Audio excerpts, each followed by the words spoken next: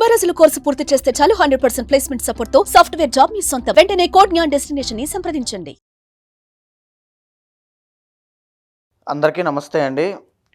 షష్టగ్రహ కూటమి అంటే 6 గ్రహాల కలయిక మీనరాశిలో జరుగుతోంది. ఈ మాసం చిట్ట చివరి రోజుల్లో 28, 29, 30వ తారీఖుల్లో. అయితే దాన్ని ఉద్దేశించి చాలామంది నన్ను అడిగేటువంటి ప్రశ్నలు, మా రాశి వాళ్ళకి ఏదో ప్రమాదం రాబోతోంది, మా రాశి వాళ్ళకి ఏదో విపత్తు రాబోతోందని భయపడుతూ ఉన్నారు. అయితే భయపడాల్సిన పని లేదు.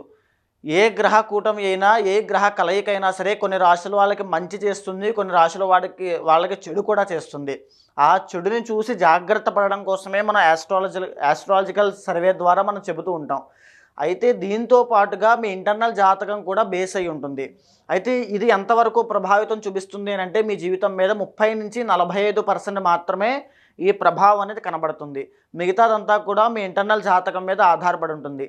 అయినప్పటికీ కూడా ఈ షష్టగ్రహ కూటమి ద్వారా ఇబ్బంది పడేటువంటి రాశుల గురించి తెలుసుకోవడం, చెప్పడం బాధ్యత. కాబట్టి ఖచ్చితంగా ధర్మపరంగా ఇప్పుడు మొట్టమొదటిగా మనం మాట్లాడుకుంటే షష్టగ్రహ కూటమి అని అంటే 6 గ్రహాల కలయిక. 6 గ్రహాలు మీనరాశిలో కలవబోతున్నాయి. ఉదాహరణకి ఇప్పుడు ప్రస్తుత గ్రహ సంచారము శుక్రుడు, రాహువు, బుధుడు, చంద్రుడు కలిసి మీనరాశిలో సంచరిస్తూ ఉన్నారు. రవి మార్చి 15వ తారీఖు తర్వాత మీనంలోకి వెళ్ళబోతున్నాడు. శని మార్చి 30వ తారీఖు తర్వాత మీనంలోకి వెళ్ళబోతున్నారు. మొత్తం అన్నీ కలిసి 6 గ్రహాలు మీనరాశిలో కలవబోతున్నాయి. దాన్నే షష్టగ్రహ కూటమి అంటారు. అయితే దీనివల్ల కొన్ని రాశుల వాళ్ళకి రాజయోగం పడుతుంది. ఎక్సలెంట్ రిజల్ట్స్ అనేవి ఉంటాయి. అది కూడా మనం ఆల్రెడీ మాట్లాడుకున్నాము. అయితే ఇప్పుడు ఎవరికి కాస్త ఇబ్బందులు ఉంటాయో కూడా చెప్పుకుందాము.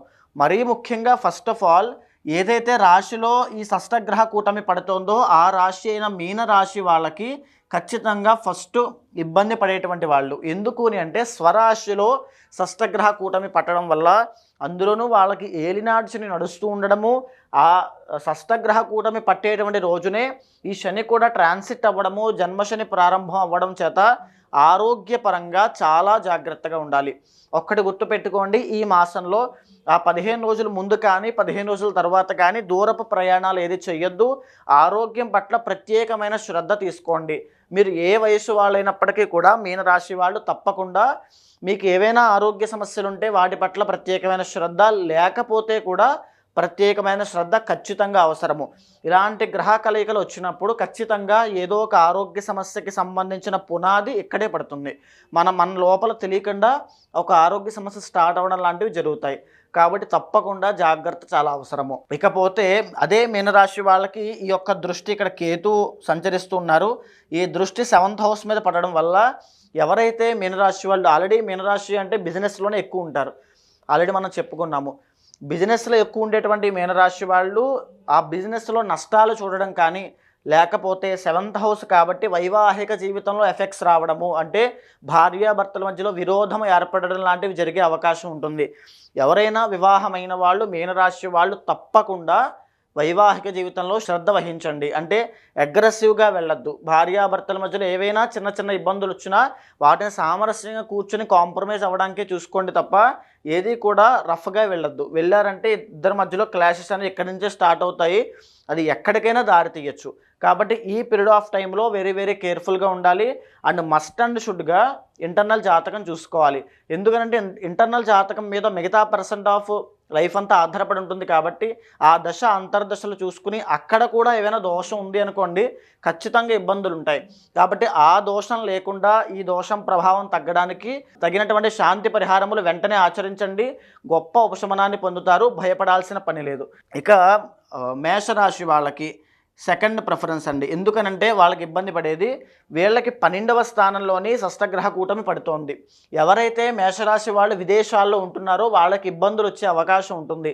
లేదా విదేశాలు వెళ్ళాలి అనే ప్రయత్నం చేసే వాళ్ళకి ఇబ్బందులు వచ్చే అవకాశం ఉంటుంది. లేకపోతే ఏదైనా లిటిగేషన్స్లో ఇరుక్కోవడము, కోర్టు సమస్యలు ఇరుక్కునేటువంటి అవకాశాలు ఎక్కువ ఉంటాయి.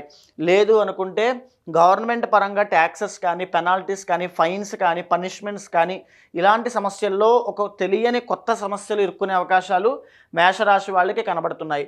కాబట్టి ఆ విషయంలో చాలా జాగ్రత్త. ఏవైనా తగాదాల్లో కానీ, కలహాల్లో కానీ ఇరుక్కునే పరిస్థితి వస్తోంది అనుకుంటే ముందుగానే కాంప్రమైజ్ అయ్యి కాస్త సేఫ్ సైడ్గా ఉండడం చాలా మంచిది. తగిన ఇంటర్నల్ జాతకం చూసుకుని తగినటువంటివి చేసుకోవడం చాలా అవసరము. అయితే ఇక చూసుకుంటే కనుక మిథున రాశి మూడవది. ఎందుకనంటే మిథున రాశి వాళ్ళకి 10వ స్థానంలో పట్టబోతోంది. ఒకవేళ మిథున రాశి వాళ్ళకి ఇంటర్నల్ జాతకంలో అమాత్య కారక గ్రహం చాలా బాగుంది అనుకోండి, ఈ 10వ స్థానంలో పట్టబోయే షష్టగ్రహ కూటమి వీళ్ళ యొక్క కెరీర్ని ఎక్కడికో తీసుకెళ్ళిపోతుంది. గొప్ప హైప్స్ అనేవి చూస్తారు. ఒకవేళ ఇంటర్నల్ జాతకం కనుక బాగా లేదు, గ్రహ దోషాలు చాలా ఉన్నాయి, దశాంతర్దశలు ప్రస్తుతం చాలా వీక్గా ఉన్నాయి అనుకుంటే కనుక ఈ యొక్క దశమ స్థానంలో పట్టేటువంటి షష్టగ్రహ కూటమి వల్ల కెరీర్ అంతా కూడా డౌన్ఫాల్ అనేది చూస్తారు. సో బేస్డ్ ఆన్ ఇంటర్నల్ జాతకమే అది డిసైడ్ అవుతుంది. ఎయిదర్ హైపా లేకపోతే డౌన్ఫాల్ అనేది మిథున రాశి వాళ్ళకి కనబడుతోంది. ఇకపోతే కర్కాటక రాశి. ఎందుకు అని అంటే కర్కాటక రాశి వాళ్ళకి 9వ స్థానంలో పట్టబోతోంది. అంటే భాగ్యము, డబ్బు. వీళ్ళు ఏదైనా డబ్బు బయటకు ఇచ్చినట్లయితే తిరిగి రాకపోవడము, లేకపోతే ఏదైనా చీటీల్లో కానీ, లేకపోతే ఎక్కడైనా ఇన్వెస్ట్మెంట్ చేసి అక్కడ లాస్ అవ్వడం కానీ, భారీగా ఆస్తి లేదా ధన నష్టం కలిగే అవకాశాలు ఉంటాయి. ధన నష్టము అనేటువంటిది ఒక వర్డ్ అండి. మీ ఇంటర్నల్ జాతకంలో యోగం చాలా బాగుంటే ధన లాభం కూడా కలగచ్చు. ఒక బ్లూ ప్రింట్ మాత్రమే అది. మీ ఇంటర్నల్ జాతకంలో దోషాలు ఉంటే ధన నష్టం కలుగుతుంది. యోగం ఉంటే ఖచ్చితంగా ధనయోగం పడుతుంది, ఆకస్మిక ధనయోగము. సో మేజర్ ఫోకస్ మీ జీవితం మీద, డబ్బు మీదే షష్టగ్రహ కూటమి ఉంటుంది కర్కాటక రాశి వాళ్ళకి. సో ఎలా ఉంటుంది, దాన్ని ఎలా మార్చుకోగలరు అనేది మీ ప్రయత్న బలం మీద, మీ ఇంటర్నల్ జాతకం మీద ఆధారపడి ఉంటుంది. ఇకపోతే సింహరాశి వాళ్ళకి చూస్తే 8వ స్థానంలో పట్టబోతోంది. 8వ స్థానము అంటే సడన్ చేంజెస్ అండి. ఇంటర్నల్ జాతకంలో యోగం బాగుంది అనుకోండి, సడన్గా మీ లైఫ్ అంతా టర్నింగ్ పాయింట్ రావచ్చు. మీ జీవితం అంతా కూడా పట్టిందల్లా బంగారం అయ్యేటువంటి మధుర క్షణాలు రావచ్చు. లేదు అనుకుంటే ప్రమాదాలు జరగచ్చు. ఇంటర్నల్ జాతకంలో దోషం ఉంటే ఖచ్చితంగా అష్టమస్య ప్రాణ సంకట. సో ఖచ్చితంగా దూర ప్రయాణాలని అవాయిడ్ చేయండి. ఏదైనా ప్రయాణాలు కానీ, లేకపోతే ఆరోగ్య సమస్యలు తెచ్చిపెట్టేటువంటి ఏదైనా పనులు కానీ ఉంటే అవన్నీ అవాయిడ్ చేయండి. చాలా జాగ్రత్తగా ఈ మాసము, వచ్చే మాసం కూడా చాలా జాగ్రత్తగా ఉంటే చాలా మంచిది. ఇకపోతే వృశ్చిక రాశి. ఎందుకు అంటే వృశ్చిక రాశి 6th ప్రిఫరెన్స్ వీళ్ళకి 5వ స్థానంలో పట్టబోతోంది. వృశ్చిక రాశి వాళ్ళకి మేజర్గా సంతానం మీద ఇబ్బంది ఉంటుంది. సంతానం కోసం ప్రయత్నం చేస్తున్న వాళ్ళు, లవ్ మ్యారేజ్ కోసం ప్రయత్నం చేస్తున్న వాళ్ళు, ప్రేమ వ్యవహారాల్లో ఇబ్బంది పడే వాళ్ళకి ఇంటర్నల్ జాతకం బట్టి అవి కలవచ్చు, కొంతమందికి విడిపోవచ్చు. బికాజ్ దాని ఎఫెక్ట్ అంతా కూడా 5th హౌస్ మీద ఉంటుంది. కాబట్టి సంతానం మీద, వాళ్ళ యొక్క బిహేవియర్ మీద, వాళ్ళ నడవడిక మీద, తర్వాత వాళ్ళకు వచ్చేటువంటి డబ్బు మీద, తరువాత వాళ్ళ లవ్ మీద ఆధారపడి ఉంటుంది. దాని మీదే ఫోకస్ అనేది ఎక్కువ ఉంటుంది. బేస్డ్ ఆన్ ఇంటర్నల్ జాతకం, భయపడాల్సిన పని లేదు. ఇకపోతే ధనస్సు రాశి మనం తీసుకుంటే కనుక 7th ప్రిఫరెన్స్. ధనస్సు రాశి వాళ్ళకి 4వ స్థానంలో పడుతోంది. పెళ్ళైన తర్వాత కుటుంబం ఉంటుంది కదా, భార్య పిల్లలు. ఆ కుటుంబంలో విరోధాలు, తగాదాలు రావచ్చు. ఎప్పుడు ఇంటర్నల్ జాతకంలో కూడా బాగాలేకపోతే. బాగుంది అనుకోండి, నో డౌట్ 4వ స్థానంలో షష్టగ్రహ కూటమి పడుతోంది. కుటుంబ సభ్యులు ఎప్పుడూ గొడవాడుకునే వాళ్ళు కూడా సడన్గా ఈ గ్రహ కూటమి వల్ల కలిసిపోవచ్చు. అంతటి అద్భుతమైన యోగం పడుతోంది. ఇది మీకు ఎలా ఎఫెక్ట్ చేస్తుందో తెలియాలంటే మీ ఇంటర్నల్ జాతకం ఖచ్చితంగా చూసుకోవాలి. అది మాత్రం వాస్తవము. అయితే ఇక కుంభరాశి తీసుకుంటే సెకండ్ హౌస్లో పడుతోంది కాబట్టి ధనస్థానము, తర్వాత వాక్కు స్థానము, కుటుంబ స్థానము, విద్యా స్థానంలో ఈ యొక్క షష్టగ్రహ కూటమి పడుతోంది. మీకు యోగం బాగుంది అనుకోండి, మీరు చదువుకున్న విద్యకి తగినటువంటి ప్రతిఫలాన్ని, రిఫ్లెక్షన్ని జీవితంలో అద్భుతంగా చూస్తారు. మీరు మాట్లాడే మాట వల్ల విపరీతమైన డబ్బులు సంపాదిస్తారు.